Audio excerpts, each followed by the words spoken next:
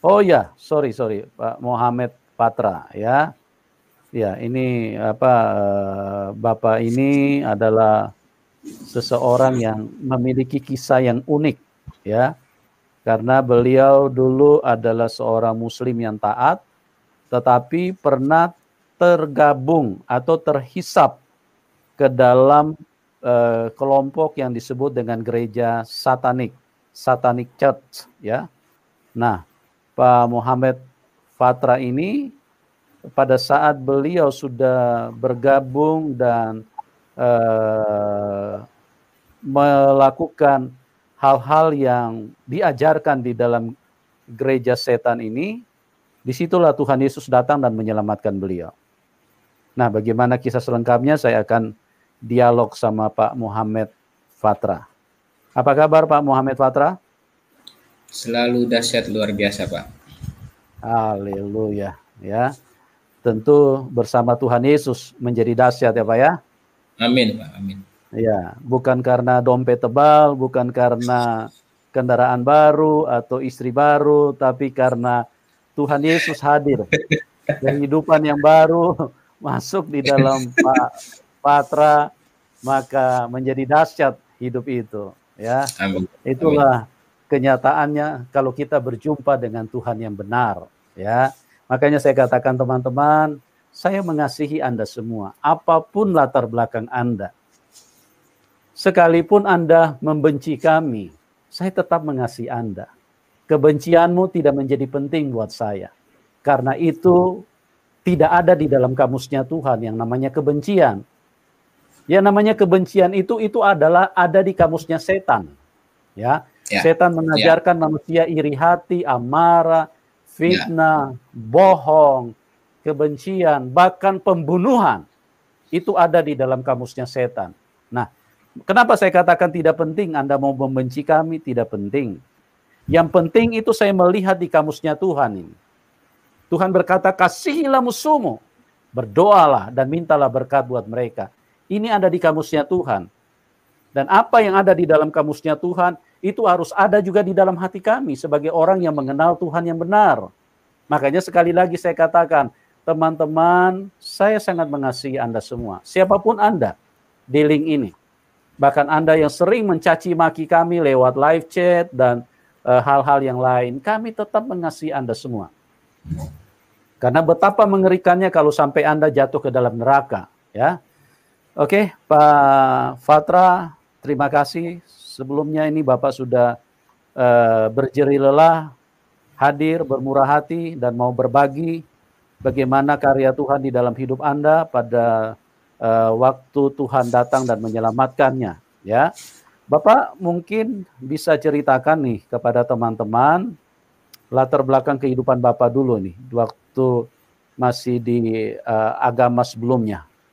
Bagaimana Bapak memahami pengajaran-pengajaran di dalam agama sebelumnya? Silakan, Pak. Baik, waktu itu saya ingat tahun 90 saya ke Bitung. Di Bitung ikut Papa karena Papa kerja dari Jakarta pindah ke Bitung, Sulawesi Utara. Itu waktu itu saya masih kelas 6 SD. Karena kebetulan Papa punya jabatan dan pekerjaan yang sedikit bagus, jadi kami panggil guru privat, guru mengaji. Ya, beliau adalah guru mengaji yang dimana jebolan lulusan beliau semuanya ikut MTQ tingkat nasional. Semuanya murid-murid mewakili provinsi Sulawesi Utara untuk tingkat nasional. Nah, di situ saya tertarik karena ditekankan tentang tajwid, tata cara baca Quran yang walaupun lagu nadanya enggak sebagus orang lain, tapi kita ditekankan tentang tata cara supaya kalau baca belum tentu lagu bagus artinya betul. Jadi ditekankan itu. Nah, saya ingat waktu itu saya masih kelas 6 SD, saya juga pernah mimpi mati. Saya mati. Nah, setelah mimpi mati itu saya bangun, saya berpikir, mulai ada pikiran di pikiran saya bahwa muka orang Tuhannya, muka orang Hindu itu begini, Tuhannya orang Buddha itu begini, orang Kristen punya Tuhan mukanya begini, terus Tuhannya kita Allah itu mukanya gimana ya? Nah, jadi saya berpikir itu. Nah, kebetulan Papa punya pekerjaan dan punya rezeki sedikit banyak. Jadi saya tanya sama guru ngaji. Guru ngaji bilang, coba jangan aneh-aneh lah. Ngaji aja dulu itu. Nggak usah tanya macam-macam. Ya, bagaimana guru tidak bilang begitu? Karena saya tanya tentang syariat, hakikat, tarekat, marifat yang masih kelas 6 SD. Saya tanya itu. Akhirnya karena saya tidak puas, saya beli buku-buku apa di luar untuk mengerti itu. Ya, jadi dan saya belajar sholat sembahyang lebih daripada yang lain, lebih wirid lebih karena dari buku-buku belajar itu lebih. Nah, singkat cerita saya juga tipe orang yang suka berkemah pramuka. Nah, Sebentar Pak Patra. Jadi dasar Bapak membeli banyak buku itu karena tidak mendapatkan jawaban dari guru. Iya. Seperti itu. Karena karena tidak dapat jawaban yang pasti. Jadi saya cari tahu di buku-buku mana itu, saya cari belajar, cari tahu, intinya mau cari tahu Tuhan orang Islam itu gimana gitu. Seperti apa cuma cahaya saja kah atau bagaimana? Nah, sampai saya mau belajar yang namanya itu Ma'rifatullah. Boleh tahu Pak, buku apa saja yang Bapak beli pada waktu itu?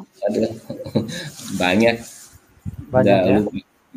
Masih kecil dulu, masih sampai SMP itu. Waktu itu Papa punya kelebihan berkat rezeki itu sekitar 1 tahun 2 tahun. Jadi habis itu Papa ekonomi bangkrut, kita usaha bisnis bangkrut.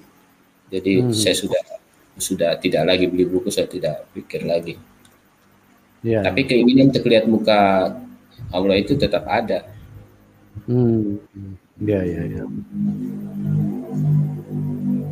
Nah, terus Bapak punya kegiatan suka berkemah, suka ikut apa? Pramuka apa berkemah pribadi, Pak?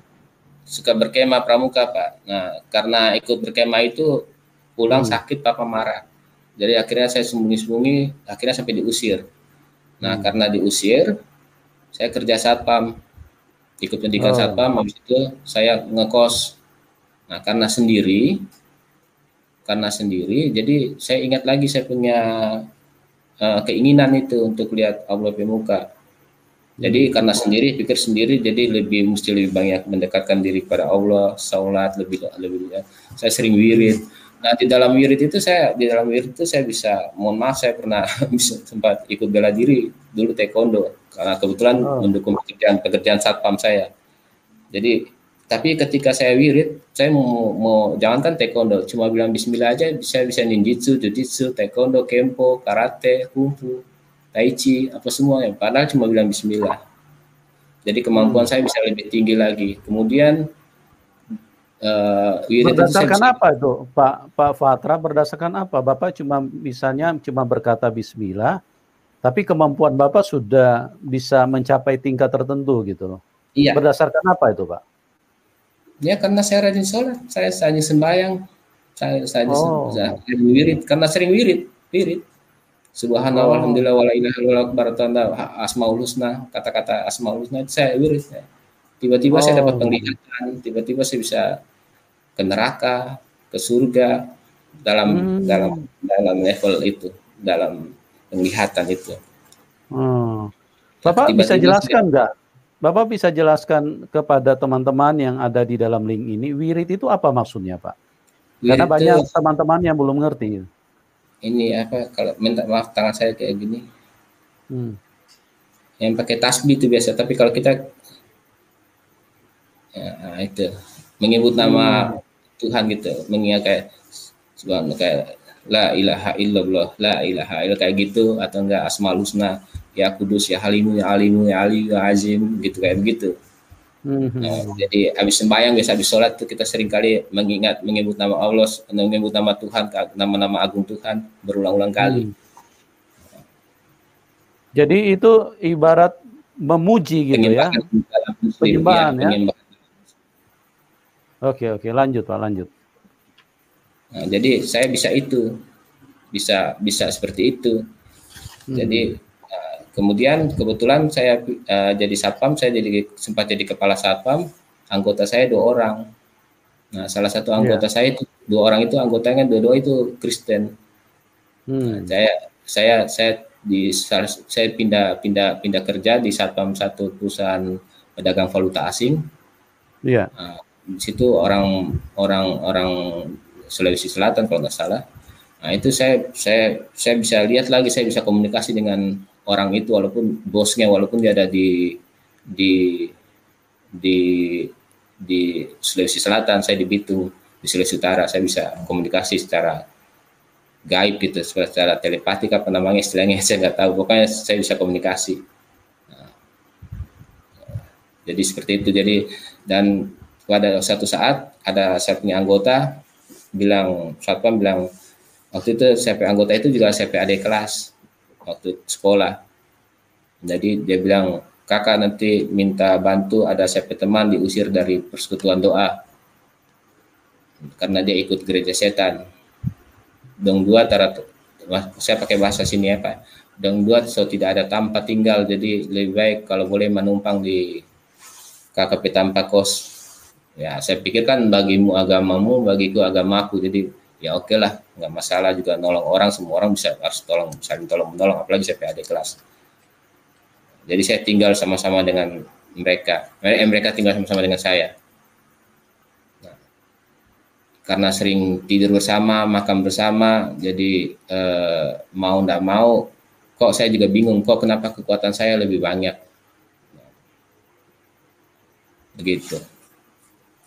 Dan banyak hal yang lebih luar biasa di luar pikiran saya kok. Saya kok bisa naik haji dalam alam roh. Saya kok bisa cabut orang peroh. Saya kok bisa bermain-main, bikin mimpi apa segala macam. Kok saya bisa punya pasukan jin. Begitu. Saya bisa bikin putih jadi emas. Saya bingung. Saya pernah ketemu sama Dajjal Lucifer. Ya, saya pernah ketemu. Waktu itu saya masih posisi Muslim. Jadi di dalam wirid itu Pak, modalnya hanya memuji begitu saja atau perlu ditambah dengan puasa atau apa begitu? Enggak. Jadi wirid aja, penyembahan begitu aja. Ya, kita fokus pada penyembahan. Maka ya ternyata alam gaib dengan alam roh itu ya satu alam, tapi beda jalur lah bahasa saya. Nah, jadi kita masuk alam roh itu yang penting, kita tekun, fokus, itu kita bisa merasakan lebih dari apa yang ya luar biasa lah gitu, kayak di film-film kartun kadang-kala. Ya. Saya bisa Pak, kita balik sebentar nih Pak. Waktu Bapak dulu masih di agama yang lama, Bapak punya konsep kehidupan seperti apa Pak terhadap yang non-Muslim? Jadi pandangan Bapak terhadap yang non-Muslim itu seperti apa gitu? Khususnya misalnya ke Kristen gitu loh. Pandangan Bapak seperti apa pada waktu itu? Ibadah apaan itu? Oh begitu ya? Iya, ibadah ngapain tuh? Ibadah apaan tuh? Ibadah pakai sepatu kotor jalan masuk, mendingan kita bersih. Belum masuk masjid musola kita udah mesti ambil air wudhu. Kalau mereka pakai kotor itu, pakai sepatu, sinjang apa tahu masuk ke dalam gereja. Terus apalagi ibadah terus pakai baju begitu, ngapain tuh? Satu-satu mancing orang. Terus mereka itu makan babi apa semua itu saya enak. Dan saya punya pikiran tuh selalu jahat mereka. Maksudnya pikirannya jahat itu maksudnya kalau boleh saya jaga jarak lah. Dan sisi lain juga ada beberapa yang saya anggap sombong. Itu dalam pola pikir saya dulu. Maksudnya orang Kristen kayak sombong, pendeta itu pakai jas itu kayak sombong aja. Oh, ya, Itu muncul sendiri apa terdoktrin seperti itu? Sisi lain terdoktrin, sisi lain juga memang spontan. Oh, spontan ya? Ya, jadi tapi sisi lain juga memang begitu, memang dari orang tua begitu. Pernah nonton satu kali, pernah saya ingat di Bitung saya pernah nonton film Tuhan Yesus, pas lagi putar Tuhan Yesus, papa kasih mati. Ini apa? Akhirnya mati Tuhan apa terus mati? Saya bilang iya, Tuhan apa mati. Nah, akhirnya kita didoktrin begitu. Jadi semacam itulah keturunan kita begitu. Seperti pembatasan ya, pembatasan terhadap kalau orang Kristen minum datang ke rumah kita, orang Kristen minum itu kalau datang terus minum begini, ya, minum ini kita nggak boleh minum sini, kita minum sininya, karena nggak mungkin orang minum begini. Oh, ya. Itu jadi ini kita dicuci abis itu. Kita nggak boleh minum bagian sini nggak boleh minum, kita mesti minum bagian ini, tegangan ini. Oh, walaupun sudah dicuci, Pak? Iya. Tetap aja itu dianggap sesuatu yang najis. Tidak boleh diminum, najis. Haram. Ya. Berarti di dalam agama sebelumnya Bapak tergolong orang fanatik ya, berarti ya, dengan doktrin-doktrin yang dipahami ya? Sangat. Ya.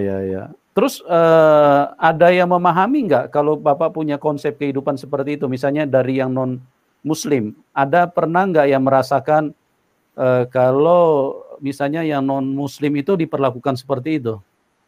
Ada nggak Pak? Dari teman-teman atau mungkin dari tamu-tamu yang datang? Iya, saya kurang paham maksud Pak. Ya, jadi misalnya ini orang Kristen datang nih, bertamu di rumah Bapak. Nah, terus kemudian artinya konsep kehidupan yang Bapak pahami di dalam agama sebelumnya kan seperti yang Bapak jelaskan tadi, bahwa itu bekas-bekas itu kan tetap najis dan tidak boleh diminum. Nah, kira-kira ada nggak yang merasakan hal itu? Maksudnya menyadari kalau keluarga Bapak atau Pak Patra sendiri melakukan itu terhadap mereka gitu loh. Ada Pak, yang mereka sadar? Yang non Muslim, yang Nasrani itu menganggap itu biasa aja. Mereka tidak ada pengaruh. Mereka tahu kita ini orang fanatik. Mereka tahu. Mereka tahu. Cuma kebetulan kayak contoh kalau kita lebaranan, maka staf papa itu datang bawa kue dan itu papa beli. Tapi papa dong tahu bahwa papa ini penggeli, bahasa sini penggeli. Saya punya papa itu penggeli, kita orang ini penggeli. Tapi mereka tetap cuek saja, kasih aja gitu.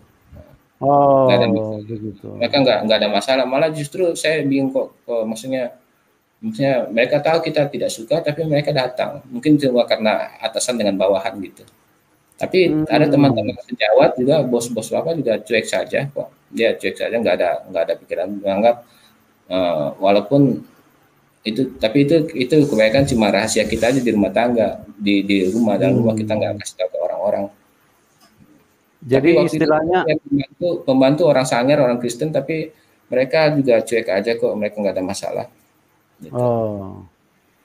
Jadi istilahnya mereka yang non Muslim ini istilahnya tahan banting lah ya, diperlakukan seperti itu pun cuek aja gitu ya. Iya, mereka cuek saja, mereka nggak ada pengaruh buat mereka. Saya juga bingung. Iya, Bapak pernah berpikir nggak, kok orang Kristen ini diperlakukan kayak begitu, cuek-cuek aja mereka? Pernah berpikir nggak Pak? Enggak sih, cuma lihat-lihat ya. Kita kalau ya cuek aja lah. Kita juga pikir sudahlah, kita tetap lakukan kita punya bagian gitu. Kita tetap melakukan tompe syariat atau tompe jaga-jaga lah supaya jangan kena najisnya, jangan kena haramnya. Ya. Tindakan yang paling ekstrim yang pernah Bapak lakukan yang lalu, di waktu-waktu yang lalu seperti apa Pak? Terhadap non-Muslim, terhadap non-Muslim Pak. Misalnya terhadap Kristen gitu loh. Kita banyak bergerak di alam roh Pak. Oh, bergerak di alam roh ya. Seperti apa Pak misalnya yang Bapak lakukan? Memecah belah orang percaya. Oh gitu. Supaya orang percaya masuk gereja itu Pak, misalnya contoh masuk gereja ini contoh Pak ya. Ya. Kita ini kan waktu saya masih ikut kuasa ke-8 itu kita masuk gereja, saya bisa menyamar sebagai malaikat terang. Artinya waktu saya tidak tahu istilahnya. Jadi saya ke gereja, saya kasih tunggu saya punya pasukan alam roh jahat itu di luar. Nanti saya masuk ke dalam, saya lihat. Jadi saya bisa melihat Pak dulu dalam versi kuasa ke-8 mana yang tukang Carlota, mana yang penzina, mana yang pendusta, mana yang pemabuk. Kalau kita level kita, kalau saya orang berkelahi, orang baku pukul di luar itu bukan level kita. Itu level setan bawahan. Jadi kita kalau mabuk di jalan itu kita tambah lagi roh pemabuknya supaya dia makin mabuk akhirnya lambung pecah mati. Kalau dia berkelahi, tukang berkelahi, kita lagi tambah roh emosi, masuk roh emosi ke dalam dirinya, masuk roh emosi masuk, tambah lagi. Misalnya roh emosi di dalam dia ada di celahnya itu kelihatan, di alam rohnya kelihatan manusia itu punya emosi tinggi, celahnya di situ ada misalnya roh emosinya ada 2, 3. Saya kasih masuk lagi barang 4 atau 5 atau 6 atau 10 supaya baku pukul sampai mati masuk neraka. Gitu. Nah, kalau masuk gereja terus dapat lihat perempuan tukang bersinah, maka kita kasih masuk di luar roh bersinah kasih masuk lagi. Terus kita lihat lagi ada ada orang Carlota, kita masukin lagi roh Carlota supaya yang orang tukang Carlota itu melirik sama perempuan yang tukang bersinah, yang perempuan bersinah itu tukang bersinah itu dia mulai pasang gaya supaya memancing orang. Akhirnya yang Carlota itu ngomong sama temannya, akhirnya satu gereja itu tidak perhatikan khotbah. Kalau Carlota itu apa maksudnya Pak? Banyak suka ngomongin belum paham. Gosip, suka gosip. Oh suka gosip. Suka ngomongin orang. Ya. Suka ngomongin orang ya. Iya. Nah itu kita ilmu seperti yang Bapak sebutkan tadi itu dari mana Bapak peroleh? Karena kita anak Lucifer, pangeran, maka itu ada fasilitas kerajaan neraka. Jadi kita ada punya roh pembimbing. Nah, kita kenapa namanya gereja setan, Pak? Mohon maaf gereja setan itu bukan gerejanya, sebenarnya strukturnya. Oh, strukturnya. Ya, sama strukturnya. Ada gembala sidang, pimpinan jemaatnya itu Lucifer, ada anak-anak gembalanya. Nah, kita anak-anak gembala. Ada para imamnya, majelis. Nah, itu. Ada departemen sekolah minggunya, ada misinya. Luar biasa ya.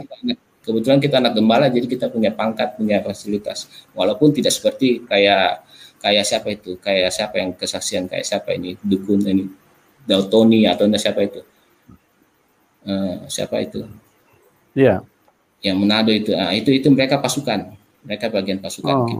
Kita pangeran, walaupun kita tidak sehebat mereka, tapi kita jabatan kita lebih tinggi. Dan dalam kerajaan setan itu otoritas dijunjung tinggi.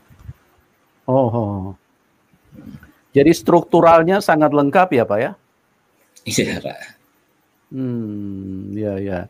Nah, kita malah punya perpustakaan. Kenapa? Kita punya perpustakaan. Punya perpustakaan? Ya, perpustakaan di alam roh. Oh, di alam roh. Iya, di situ banyak. Saya waktu itu tanpa sengaja, mohon maaf Pak, saya sedikit kesaksian. Waktu itu tanpa sengaja saya tanya, ada teman satu yang saya punya staff itu, dia lebih dulu ikut gereja setan. Dia pangkatnya lebih tinggi dari saya. Nah, jadi waktu itu dia bilang, kita Fatra ada perpustakaan. Oh, gitu. Iya, perpustakaan itu. Kalau kita bilang apa, di sana ada apa? Buku-buku, ada barang-barang yang belum ada di alam nyata ini sudah ada di sana. Terus buku-buku apa paling banyak? Saya tanya begitu. Dia bilang buku yang paling banyak itu adalah buku bagaimana menjatuhkan orang Kristen. Oh, kenapa? Dia bilang, iya karena kasih jatuh orang Kristen susah sekali kasih jatuh orang Kristen. Nah waktu itu saya masih Muslim, jadi saya tanya, kalau saya, dia cuma tertawa saja. Kalau saya bagaimana? Kalau orang bagaimana? Dia cuma tertawa saja. Saya tidak berani lanjut. Ya. Oke. Pak, Bapak belum ceritakan secara lengkap nih. Bagaimana ceritanya Bapak bisa sampai tergabung dengan gereja setan, Pak? Itu kan pada tadi, waktu Pak. itu pada waktu itu Bapak kan masih di agama yang lama. Bagaimana ceritanya bisa ini? Jadi di gereja setan itu siapa kuat dia menang, Pak. Jadi ketika saya punya potensi mulai naik, saya sudah mulai naik, gini, maka teman-teman saya yang pertamanya ceritanya satu kos itu mau membimbing saya, tapi karena dapat lihat saya punya potensi sudah mulai naik, maka dia tindis. Tindis. Akhirnya saya sakit tanpa penyakit. Oh. Ya, saya masuk rumah sakit tanpa penyakit. Masuk berhari-hari, saya berhenti dari kerja satpam, Papa panggil saya pulang. Papa panggil saya pulang, saya di rumah, ya saya mau bertobat, bahasa saya. Saya mau bertobat, saya malah sering mengaji, sering pokoknya bertobat lah. Bertobat betul-betul. Nah, karena kita udah syirik ini, udah mau mengarah ke murtad, so syirik ini, so nggak bisa apa-apa. Jadi saya cuma mengaji, tapi bukan tambah damai, tambah sengsara. Saya tidak merasakan kedamaian, tidak ada kedamaian sama sekali. Malah saya lebih jago lagi, Pak. Lebih jago. Saya tahu saya punya mama tiri mau keguguran 3 bulan sebelum dia keguguran. Saya sudah lebih tahu. Saya jadi bingung kenapa kok saya punya ini tidak hilang. Kalau bertobat mestinya saya mau jadi seperti orang biasa saja, tapi tidak hilang. Terus saya sakit penyakit, saya alergi, makan apa saya alergi. Dari kepala sampai kaki saya bentol-bentol. Nah, saya ambil keputusan bunuh diri. Saya minum semua obat. Saya minum semua obat karena saya sudah bingung bagaimana ini minum obat malam. Kemudian ternyata cuma sampai kaki aja, sampai lutut dingin. Habis itu panas lagi. Nah, saya hidup lagi. Terus akhirnya saya ambil keputusan melarikan diri dari rumah. Lari lagi, saya ambil keputusan sendiri. Pagi-pagi saya lari, saya keluar dari kamar, saya bilang Bismillah. Saya sudah tidak bilang lagi, saya tidak bilang lagi ya Allah, saya tahu diri, saya sudah syirik. Jadi saya cuma bilang, ya Tuhan, pencipta alam semesta, pencipta langit dan bumi. Saya Muhammad Tiar Patra mau keluar dari rumah.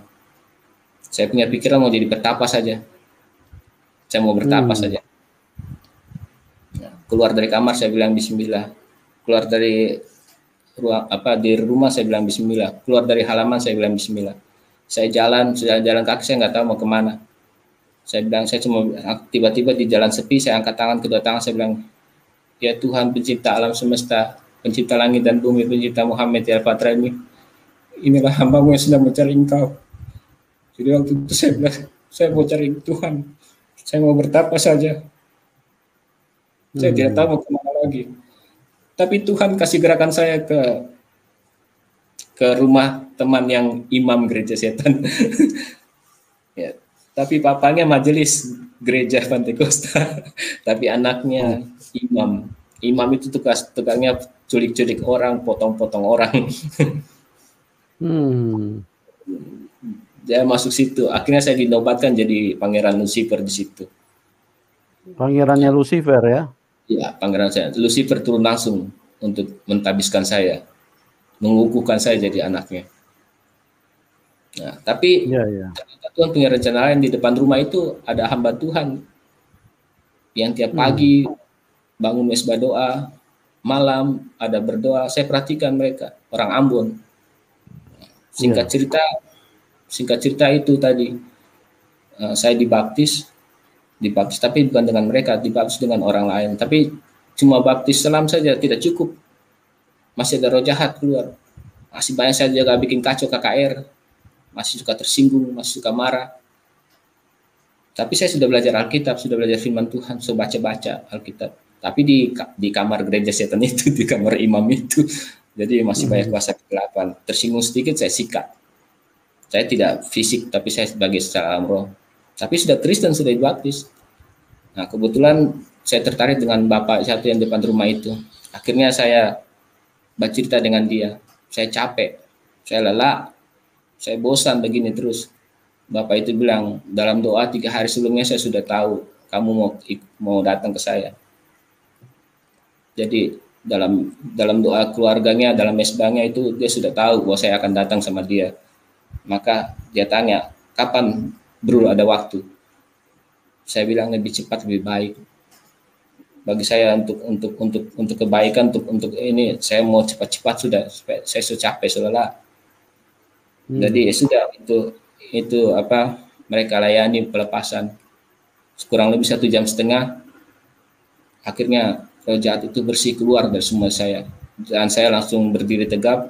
Bapak itu bilang, Bapak sebagaimana engkau kudus maka kuduskan anak ini.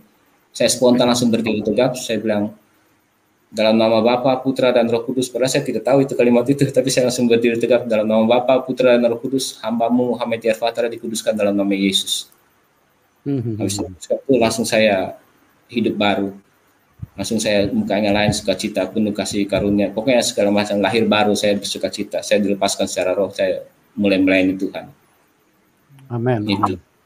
Pak Fatra, mungkin kita balik sedikit nih. Tadi belum terlalu jelas ini.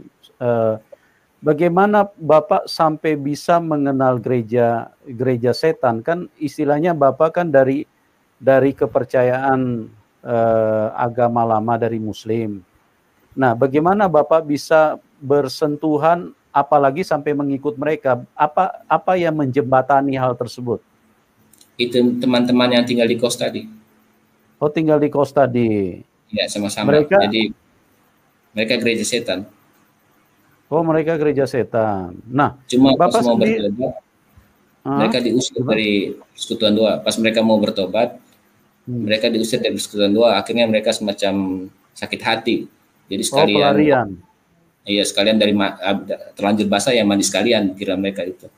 Oh, jadi mereka itu kepahitan ya, artinya mereka merasa ditolak begitu ya Pak? Ya? Iya, ditolak. Nah, kalau kita masih muda-muda waktu itu.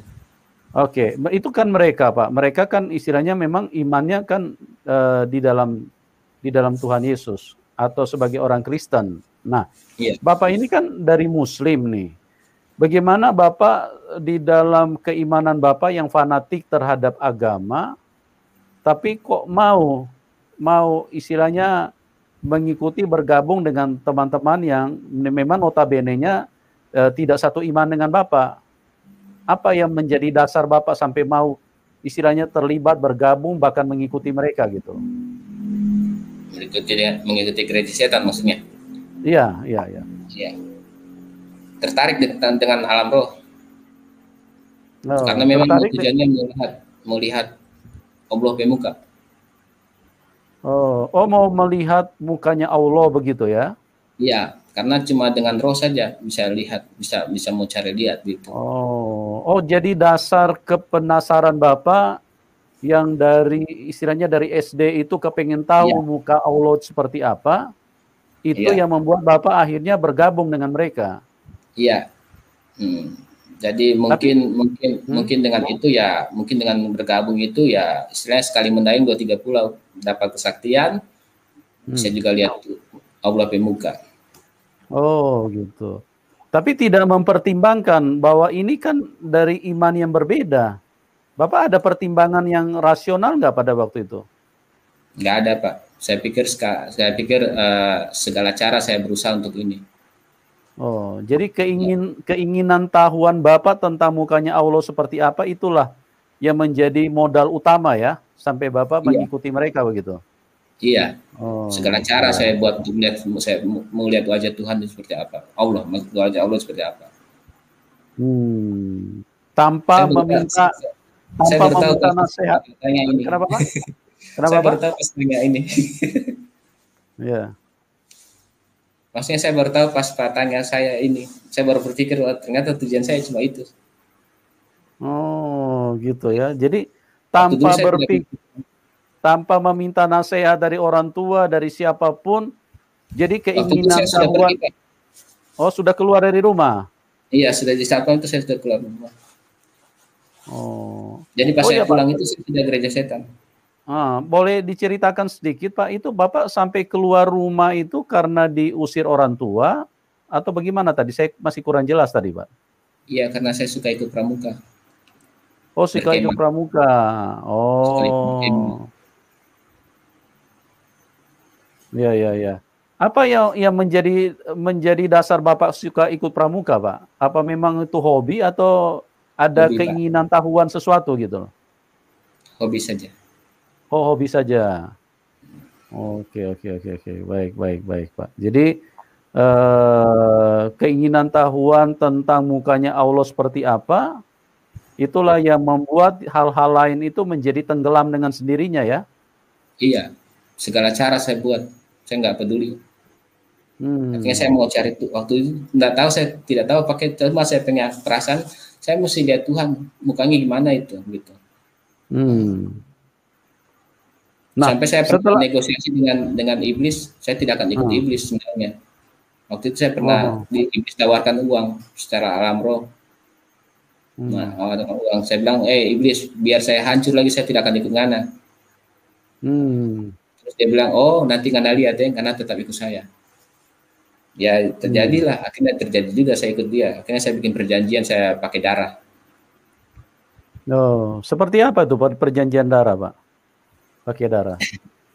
Saya punya tanda tangan di alam roh. Dengan darah.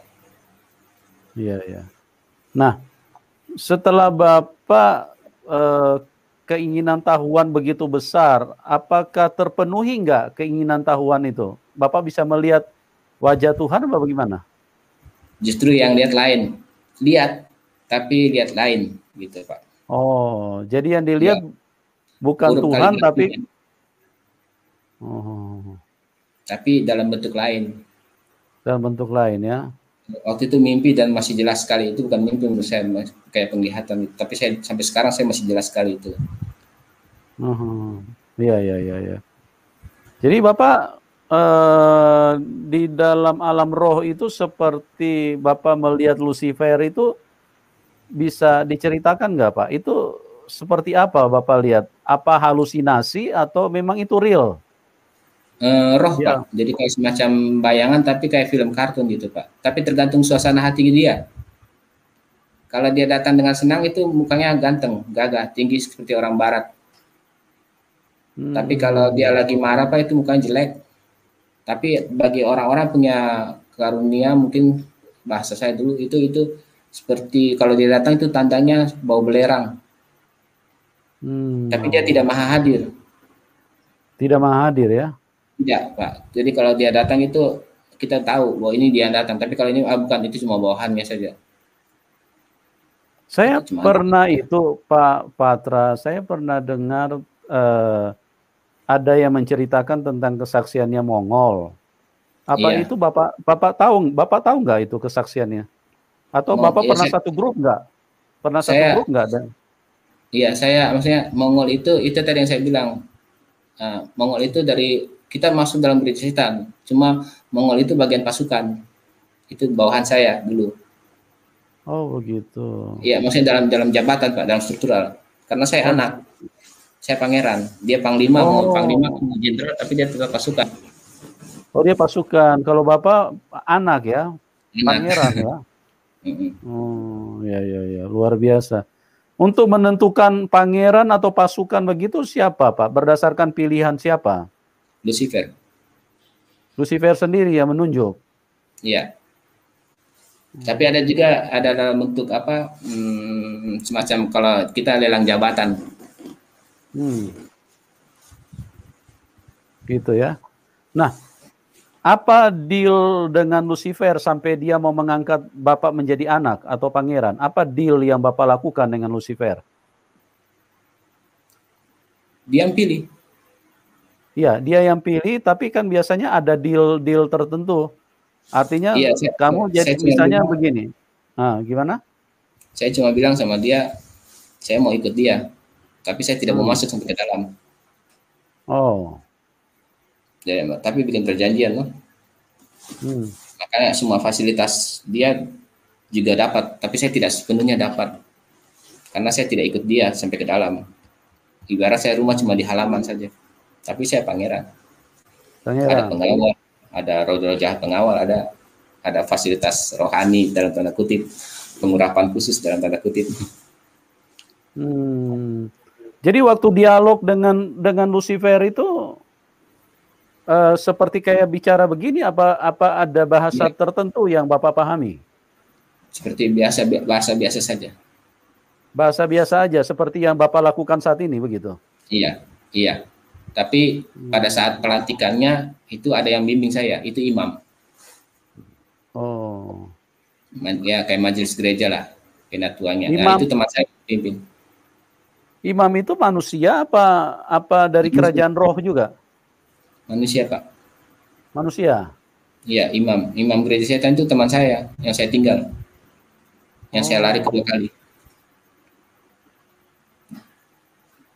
Iya. Sampai saat ini Bapak masih terhubung dengan orang tersebut?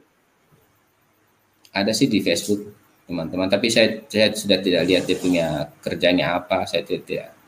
Tapi kayaknya dia udah berubah. Yang saya punya staf dia sudah jadi pendeta. Yang saya punya staf anggota satpam dia sudah jadi pendeta. Walaupun dia tingkatan lebih tinggi, dia anak Lucifer kedua, saya ke-6. Dia lebih tinggi. Tapi dia sudah jadi gembala. Ada berapa orang semua anaknya, Pak?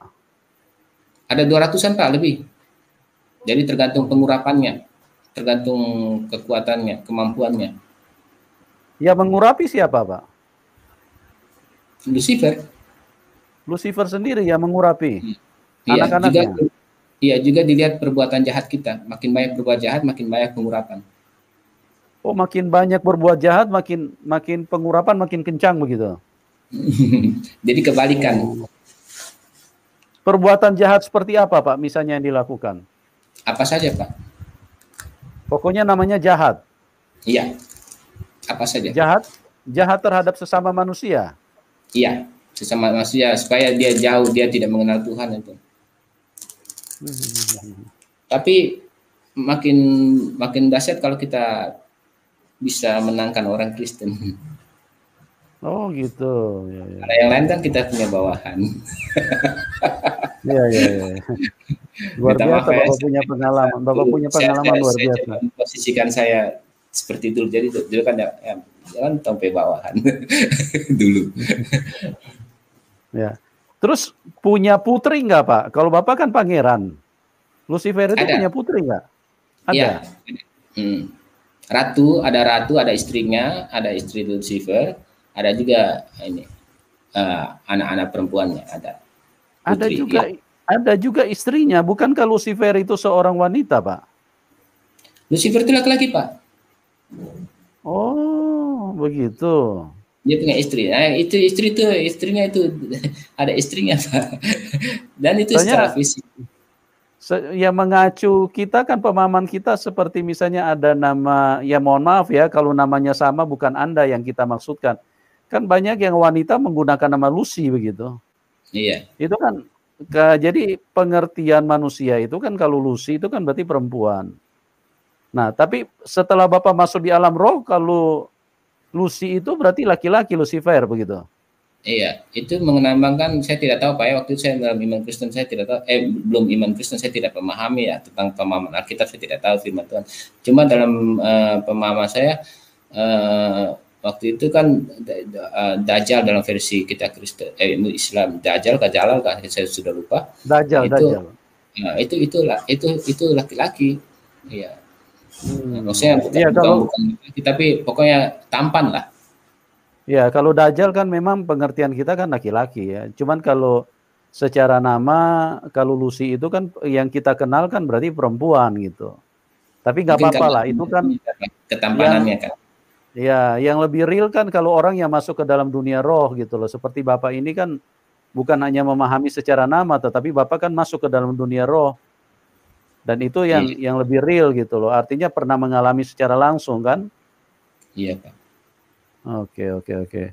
Terus kesenangan apa yang Bapak peroleh selama Bapak menjadi pangeran pada waktu itu di dalam alam roh, Pak? Kesenangan apa yang membuat Bapak sangat istilahnya sangat excited di dalam kerajaan tersebut? Saya bisa mengutak-atik manusia. Oh, bisa mengotak-atik manusia. Ya, bisa orang lagi jalan sama-sama suami istri yang tidak bertobat atau yang tidak kenal Tuhan, itu sebentar saja saya bisa kasih putus. Oh, Terus begitu habis ya. itu kita bisa bikin mimpi, Hmm. habis itu kita bisa ambil rohnya, kasih masuk dalam Hmm. binatang. Kalau dia sakit hati ke saya, kalau dia marah ke saya, itu paling tinggi 3 hari. Habis itu lewat Bap- mati. Bapak masukin rohnya ke dalam binatang. Iya, dalam gelas. Pernah Nah, satu kalau kali dia anak, dia ya, masuk rohnya dimasukkan ke dalam gelas atau binatang, terus bagaimana kesadarannya, Pak? Kan dia dia masih yang, beraktivitas. ya di situ roh jahat yang masuk ganti. Oh, roh jahat yang menggantikan kehidupannya. Iya, iya. Itu Oh, ada begitu orang ya. Kristen ikut tenaga dalam, Iya, iya, dia iya, coba ya, coba tahu, Pak. kita ambil aja rohnya. Jadi dia Hmm. kayak kerasukan selama selama berapa menit. Iya, iya. Makanya ada orang biasanya emosi tidak terkendali itu kan berarti bukan roh manusianya, tapi roh jahat yang sedang mengendalikan dia ya. Sebenarnya sudah banyak orang mati di jalan, Pak. Hmm. Iya, sudah banyak orang mati, sudah bukan roh manusianya, sudah roh jahatnya. Sebenarnya sudah banyak itu, Pak.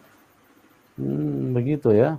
Iya, Iya, iya, iya. Luar biasa Bapak punya pengalaman ini kayaknya kita perlu angkat di dalam case tersendiri nih, Pak, untuk berbicara pengalaman di dalam roh ini perlu untuk menjadi berkat untuk mencerahkan banyak orang ini karena hal-hal seperti ini kadang-kadang orang khususnya ya orang-orang Kristen kadang-kadang tidak paham hal seperti ini.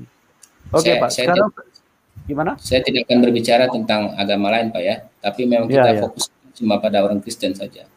Iya, iya, baik, baik. Saya masih itu Baik, Pak. fokus kita untuk menjatuhkan orang Kristen saja waktu dulu itu. Iya, iya. Oh, Bapak memang masuk ke situ tuh memang khusus untuk menjatuhkan orang-orang Kristen ya? Iya, itu orang lain kita enggak peduli karena memang itu bawahan kita kok, pengikut kita. Kedepannya mereka Oke, akan oke. tetap jadi pengikut kita. Iya, paham saya, Pak, paham. Nah, yang Bapak bisa ceritakan secara lengkap bagaimana Bapak di dalam kondisi seperti itu artinya sebagai pangeran daripada Lucifer atau kerajaan kegelapan itu Bapak bisa berjumpa atau mengenal Tuhan Yesus. Bagaimana peristiwanya itu terjadi, Pak? Ada satu titik di mana saya rasa bosan, Pak. Hmm. Saya rasa saya so jago, Hmm. hebat.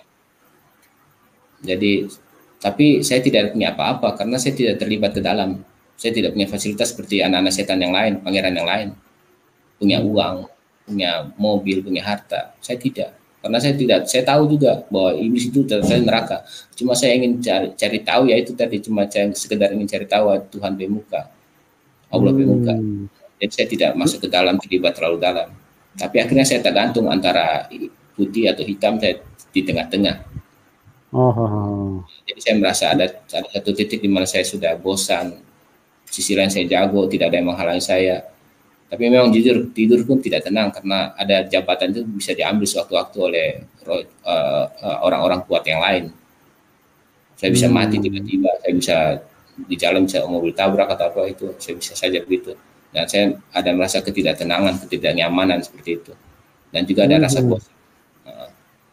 Terus saya jalan kaki. Nah itu tadi saya jalan kaki kurang lebih 3 kilometer saya jalan kaki. Saya pikir mau kemana ini? Saya kalau mau balik ulang tidak mungkin karena saya sudah dikategorikan syirik dan murtad. Itu biar bagaimanapun saya tetap akan masuk neraka ke agama saya yang lama. Terus saya berpikir agama Buddha bawahan saya, Hindu aduh apalagi yang bawahan saya itu semua. Konghucu aduh saya enggak. Pas pikir Kristen, pusing saya bilang, pusing. Pokoknya siapa cepat dia dapat saya lah. Saya bilang gitu. Saya ingat itu, siapa cepat dia dapat saya lah. Nah, kira-kira jalan 50 meter, ketemu teman pendeta. Saya cerita. Makanya dia suruh saya dibaptis. Pak, Saya pikir sebentar ya, Pak, saya mau tanya dulu nih Pak. Bapak merasa jago itu apa saja yang Bapak miliki pada waktu itu Pak? sehingga Bapak menjadi sombong istilahnya. Iya, karena semua Pak, air jadi emas, kutak-katik orang, manusia. Itu air jadi emas. Iya. Itu di alam jasmani apa di alam roh itu, Pak? Alam fisik, alam fisik. Tapi fisik. tapi itu dihalangi sama teman saya, jangan. Karena dia tahu bahwa ketika saya bikin begitu, saya punya tenaga tak kuras banyak. Saya bisa tahu di mana emas di dalam tanah. Saya bisa tahu benda-benda keramat di tengah tempat atau emas atau harta. Terus saya bisa naik haji, saya bisa keliling-keliling, saya bisa cari orang biar dia sembunyi di lubang semut sekalipun.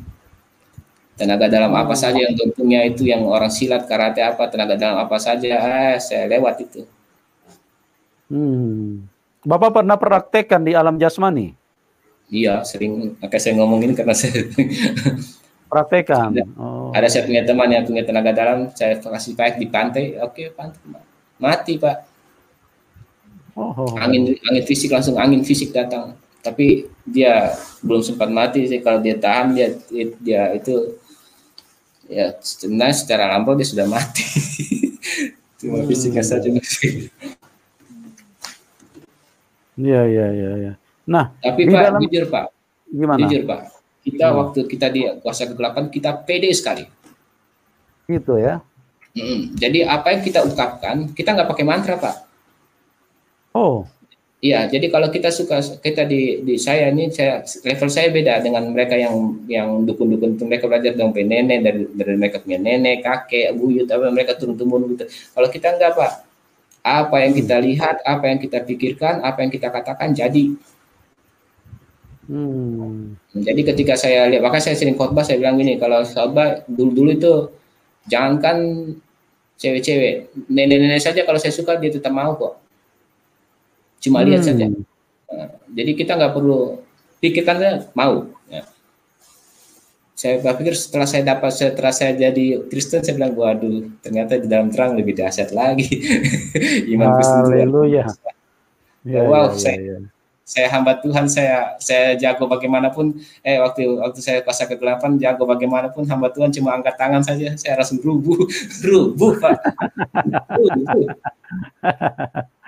Iya. Terus dia bilang saya seperti benang. Emang seperti benang. Saya tidak mau buat apa-apa. Iya, benar Pak, benar. Tapi saya mesti garis bawahi sama orang-orang Kristen. Saya kasih ingat waktu itu. Saya di lapangan waktu itu. Saya di hamba Tuhan satu, dia bilang, yang pengkhotbah, dia bilang, nanti setelah habis pelayanan kita layani dia. Nah, terus tiba-tiba ada hamba Tuhan satu bawahan, dia kasih berdoa ke saya langsung bilang, langsung saya berdiri tegap, nggak antara taat Pak ngapain pimpinan. Nah, kita di kerajaan setan Pak, kita taat pada pimpinan. Kalau pemimpin tunggu, jangan so jago. Jadi ketika dia datang so jago mau kasih berdoa saya langsung berdiri tegap lagi, saya melawan lagi. Nah, jadi itu otoritas begitu mesti dipatuhi. Kita di kerajaan setan saja, di gelap saja kita taat kok, apalagi di terang. Iya, benar. Sekarang tidak taat, mau tunjung jago, seolah-olah dia lebih hebat dari pemimpin-pemimpinnya. Nggak boleh begitu. Tuhan sudah dia lebih dulu. Berikut anak-anak Tuhan Pak, mereka thanking saya waktu itu. Jemaat itu, masyarakat yang ada sekitar di lapangan besar itu, mereka thanking saya. Darah Yesus, mereka thanking saya karena mereka takut. Saya balas tadi lagi, Ngoni kira cuma Ngoni, saya juga bisa lagi, darah Yesus. Mereka malah mundur. Karena apa? Dalam perasaan saya waktu itu, apa yang mereka ucapkan tidak sama dengan apa yang mereka lakukan. Iya, mereka bilang darah Yesus karena mereka takut, bukan karena memang kehidupan mereka ada darah Yesus, tidak. Mereka tidak ada darah Yesus, Pak. Mereka cuma benar. Jadi saya berani bisa thinking. Iblis tahu Pak, setan tahu itu. Jadi jangan coba-coba thinking sesuatu, bertindak sesuatu dalam nama Yesus sementara kehidupan tidak sama. Itu lewat Pak, kita pergi makan-makan gitu Pak. Betul. Tapi saya sekarang saya tidak bisa lihat setan. Tapi merasa boleh. Iya, berarti Bapak sudah dimerdekakan Pak. Iya, amin. Karena orang yang sudah hidup di dalam terang itu Pak dipisahkan dari kegelapan. Amin, Pak. Ya. Cuma saya bisa merasakan ada orang-orang punya kuasa lain atau apa, itu saya seringkali. Kita bisa rasakan, tapi kita tidak bisa melihat lagi karena memang kita sudah dipindahkan. Kalau kita masih bisa lihat, berarti memang kita masih satu grup dengan mereka gitu loh. Ya betul Pak, setuju, sepakat. Nah, ya. Oke Pak, kita kembali lagi nih, Bapak waktu itu kan sudah merasa sombong, merasa ini, sehingga ada apa? Bapak sampai ke satu titik jenuh, ya. Nah, di titik jenuh itu bagaimana Bapak bisa jelaskan sehingga Bapak bisa berjumpa Tuhan Yesus? Pada waktu itu kejadiannya seperti apa? Saya ingin merasakan namanya bahagia. Ya. Saya tidak merasakan damai. Di dalam kegelapan tidak ada kedamaian, Pak. Amin. Tidak ada kedamaian. Jago boleh, hebat boleh, limpah harta, uang, kekuatan, kekuasaan oke. Tapi tidak ada kedamaian. Itu yang saya rasakan, Pak. Sengsara. Sengsara bukan karena saya tidak punya apa-apa. Oh, saya punya apa-apa. Bisa. Saya bisa bikin daun jadi uang kok. Ya, artinya maksudnya saya bisa bikin itu kalau saya mau bisa jadi. Dulu. Saya bisa saja saya lapor ke CP Papa dulu. Saya bisa dapat mobil fasilitas. Tapi itu tidak ada kedamaian. Itu dari Yesus lupa. Saya tidak ada kedamaian. Makanya saya yang cari itu kebahagiaan. Jadi ketika waktu Mama datang dari Jakarta, mau ambil saya, Mama panggil saya nantang. Coba jelaskan tentang Yesus itu bagaimana. Mungkin Mama bisa ikut. Saya tidak bisa ngomong apa-apa karena saya bilang, panggilan saya Yang nggak tahu ngomong apa-apa. Yang nggak bisa ngomong apa-apa karena yang baru mengenal Tuhan, saya tidak tahu secara teologi apa, saya tidak tahu. Cuma yang ngerasa itu kebahagiaan, sukacita, senang, damai, itu yang cari. Itu yang nggak bisa dibayar oleh uang. Mama bilang itu kerasukan apa? Sampai kakak bilang juga anak tidak tahu diri, tidak tahu balas budi orang tua, kasih besar sama bilang yang nggak bisa ngomong apa, yang cuma cari kebahagiaan, senang, damai, sukacita. Itu nggak ada artinya uang apa, kekuasaan nggak ada artinya. Saya bisa bunuh pejabat-pejabat, saya bisa bunuh siapa-siapa politikus, saya bisa kok. Alam roh saya bisa jadi dukun, bisa minta uang apa semua nggak bisa dapat. Tapi apa gunanya itu? Saya tidak ada damai. Damai yang penting Pak, damai. Iya. Betul. Makanya Tuhan Yesus disebut Raja Damai, Pak. Jadi hanya di dalam Dialah manusia bisa bertemu, berjumpa, mengalami kedamaian hidup. Hal-hal lahiriah. Dibaptis pun saya tidak damai. Dibaptis pun tidak damai, walaupun ada sedikit. Tapi nanti setelah baptisan api roh itu baru saya merasakan damai, sukacita yang full memang. Ya, tapi saya tidak memprosedurkan mesti air dulu baru roh. Nah, maksudnya yang penting intinya mesti dibaptis roh itu saja. Kalau saya, saya supaya itu kedamaian itu memang biar masalah datang yang tetap ada damai, sukacita. Seperti inilah saya tertawa ini memang saya senang. Iya, luar biasa ya. Oke, jadi di dalam kejenuhan Bapak itu lewat peristiwa apa Bapak berjumpa dengan Tuhan Yesus? Bapak bertemu dengan orang Kristen atau Bapak seperti apa waktu itu? Bertemu dengan teman pendeta itu, Pak. Oh, bertemu dengan teman pendeta. Nah, waktu itu saya punya bicara kan tadi di jalan saya bilang mau balik ulang ke agama saya nggak mungkin. Saya sudah murtad, saya sudah syirik. Saya tetap akan jadi masuk neraka. Mau agama Hindu, aduh itu bawaan saya. Mau Buddha, aduh itu bawaan saya. Pas saya bilang Kristen, aduh, pusing. Pokoknya lebih cepat, siapa cepat dia dapat saya lah, saya bilang gitu. Pas saya duduk 50 meter, saya duduk karena saya capek, saya duduk, ketemu teman pendeta.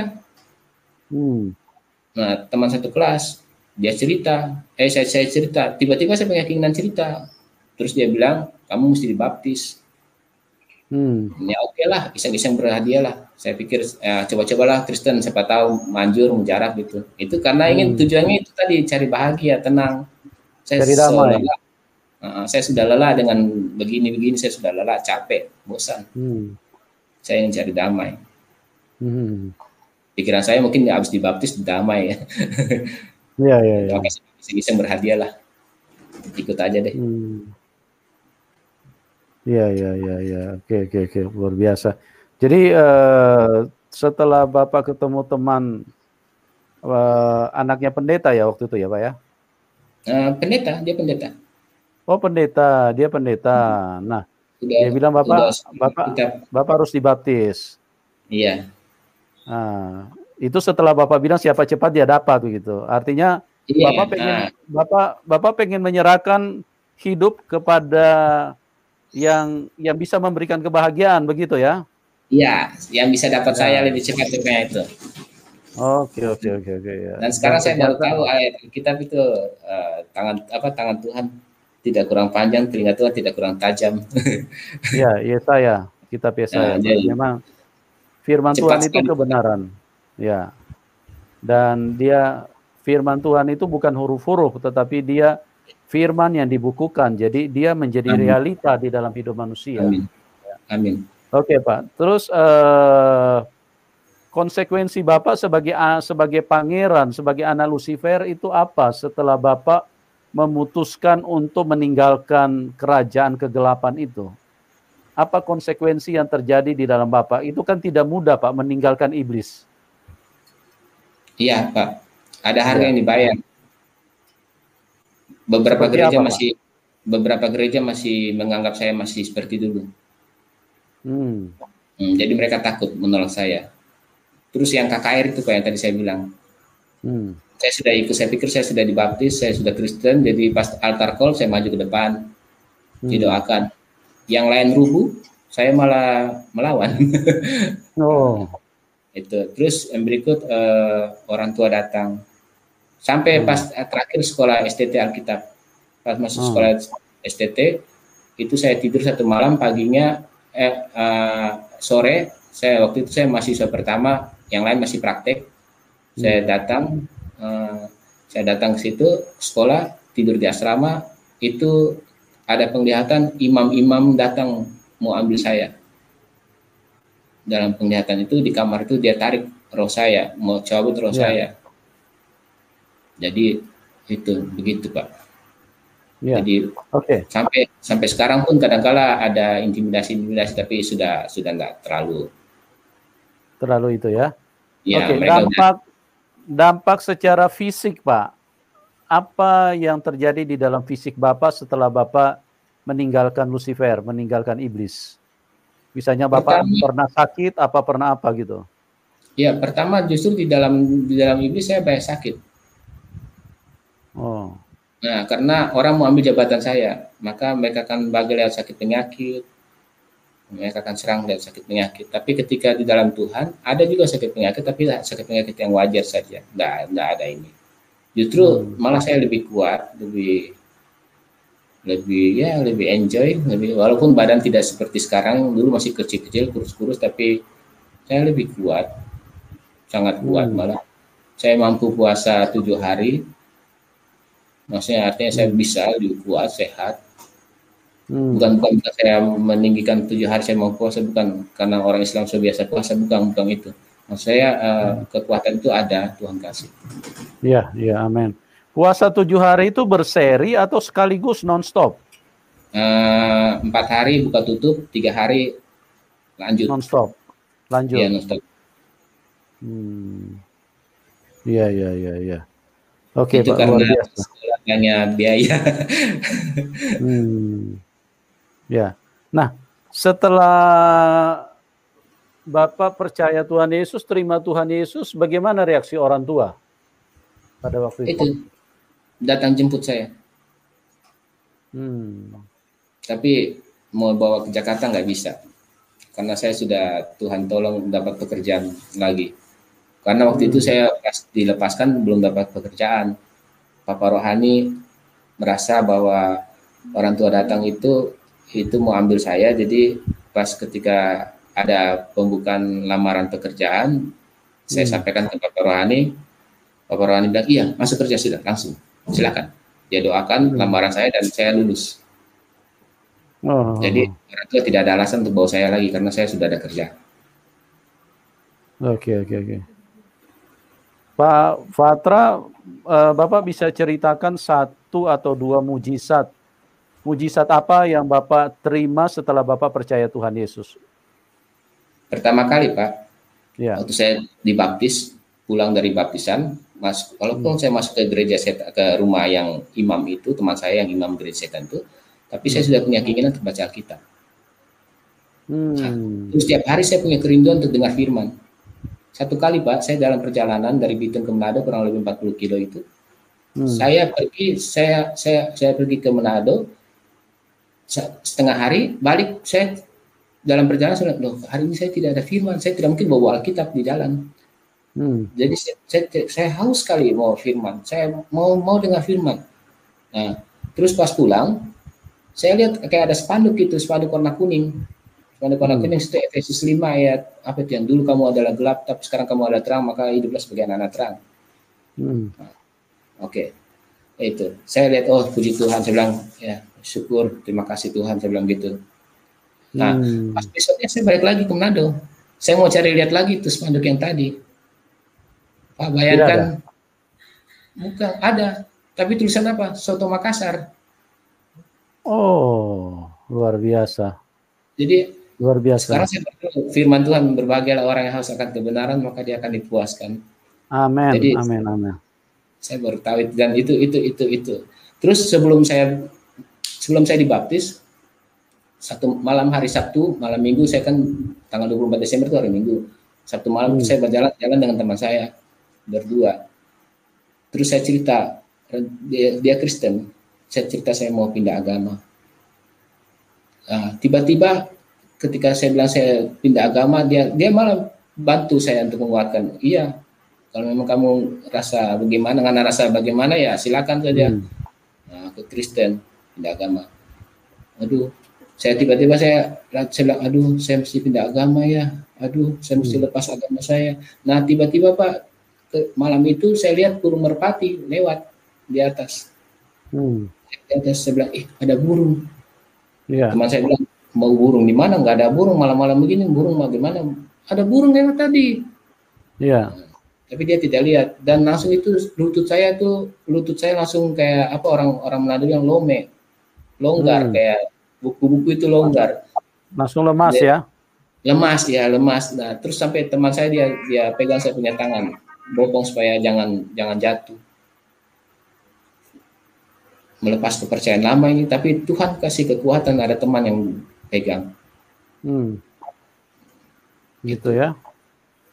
Ya. Dan banyak lagi, tapi yang awal-awal yang itu, Pak. Nah, kemudian pas dibaptis saya ingat, pas saya kerja, saya dapat mimpi. Mimpi bukan mimpi, sekarang saya masih ingat, itu ada gedung gereja masih paku-paku papan warna merah. Itu gereja pergerakan Roh Kudus. Iya. Jadi saya tanya sama pendeta, bilang itu gereja baru bangun untuk kamu. Ya, warna merah itu darah. Kamu telah ditebus, kamu milik Tuhan. Amin. Gereja pergerakan Roh Kudus itu, kata gereja pergerakan Roh Kudus itu artinya kamu itu ke depan kamu akan Tuhan kasih sebagai tanda Roh Kudus bergerak. Betul. Amin. Luar biasa. Dan saya heran, Pak. Sekarang saya nanti Desember ini saya baru 21 tahun kekristenan saya.